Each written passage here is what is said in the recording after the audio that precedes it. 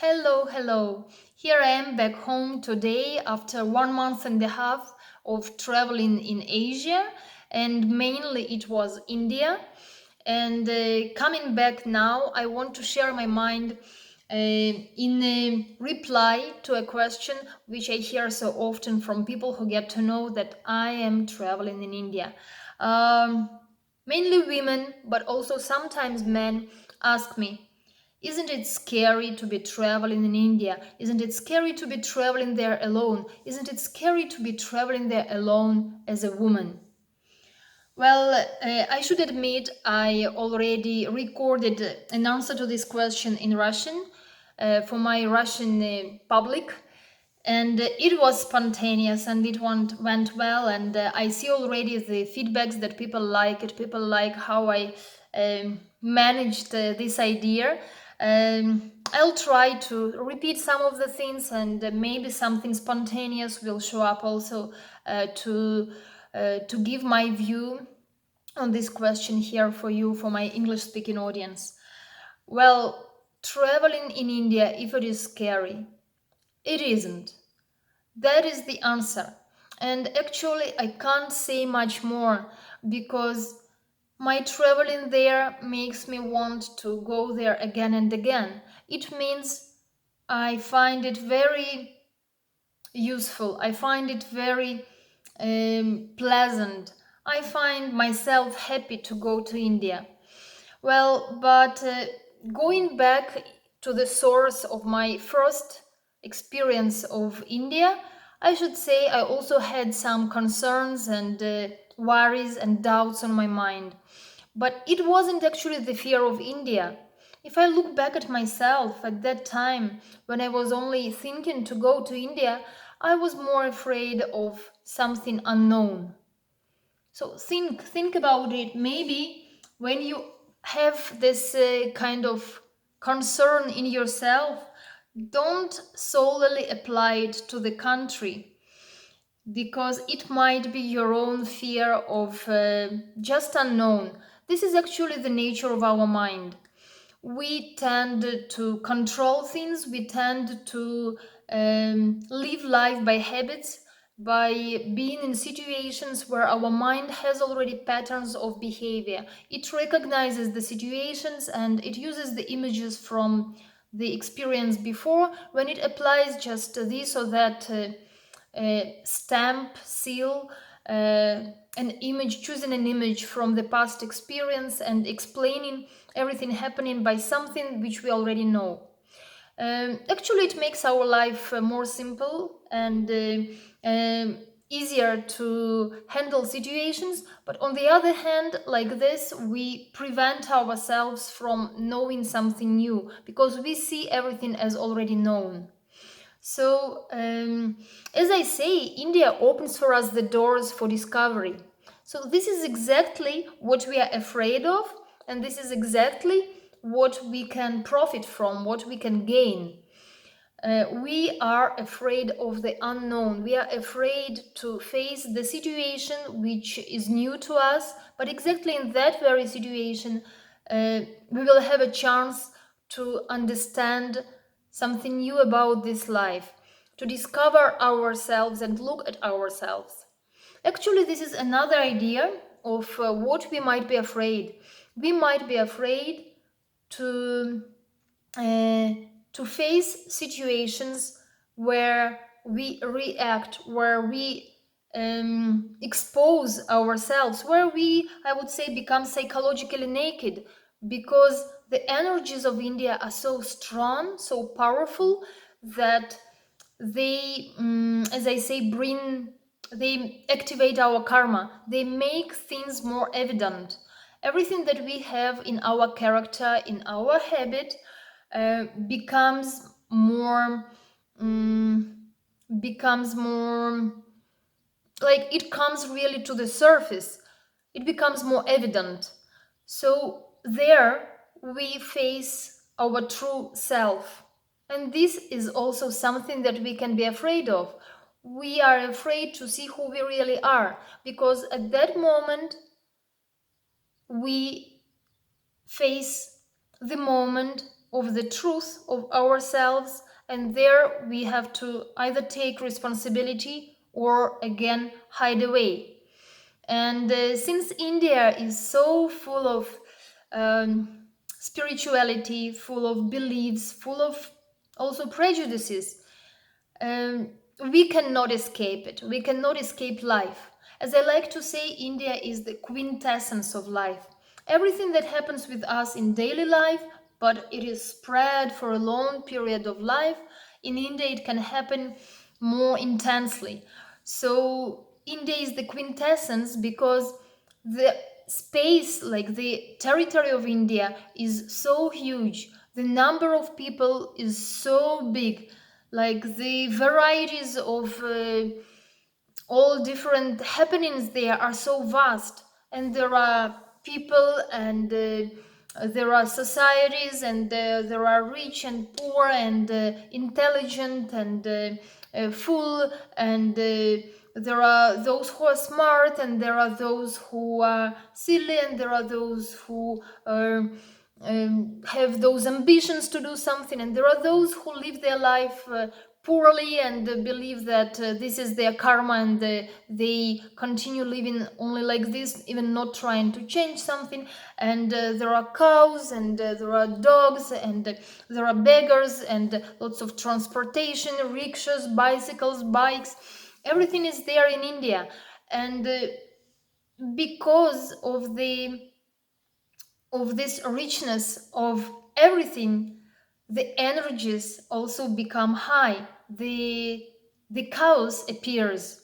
So definitely, when a traveler spends time in India, situations start happening to him because his life comes in connection with that chaos. His life becomes a part of that. But once again, I want to repeat, we shouldn't be afraid of that, because being afraid means being afraid of life, just purely of life as it is. But we can take an advantage of that, and we can learn from that.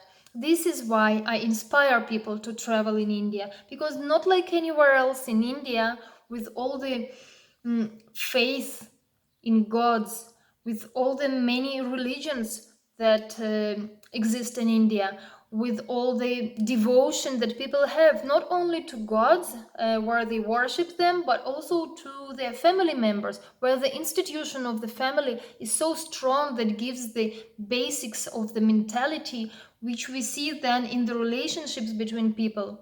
With all this, we have very deep, profound basis for learning for our own understanding about life.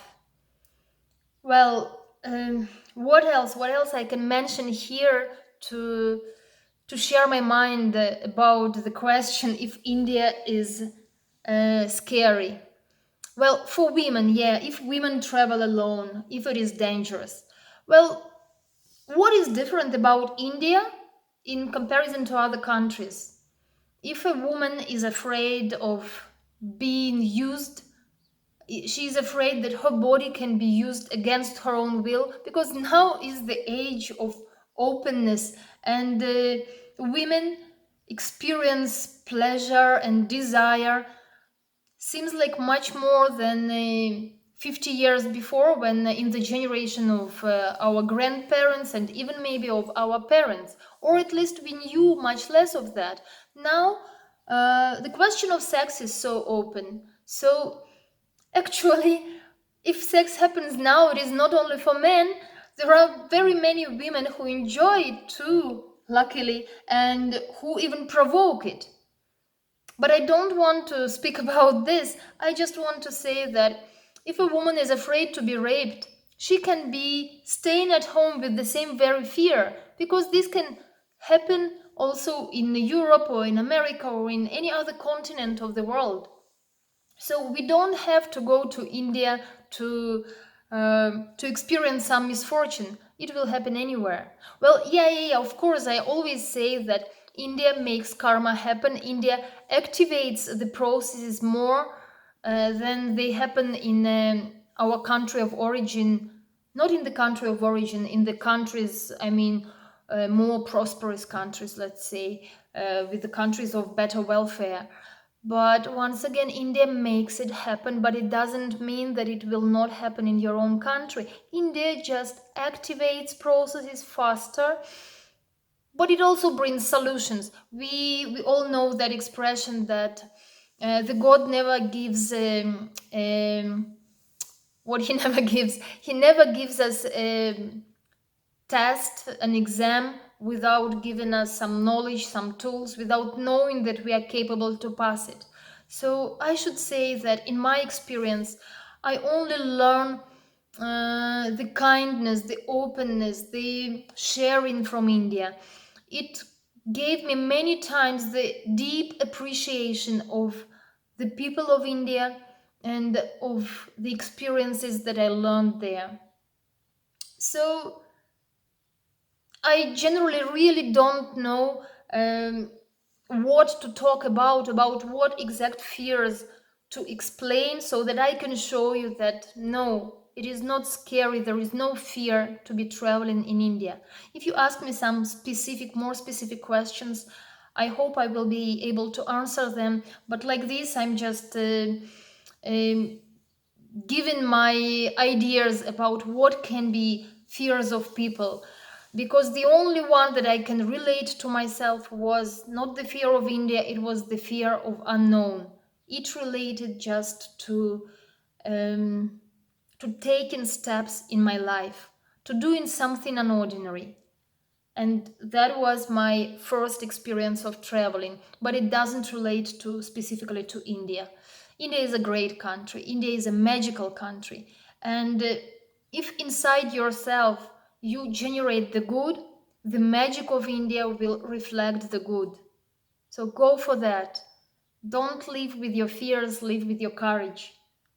And yeah, another thing that I remember that I mentioned in the Russian speaking video, which I liked myself saying that of course we say that India is dirty, India is noisy, India is not hygienic. So talking about that, if you worry about hygiene, if you worry about that, it means you're afraid of what? You're afraid um, to lose your health.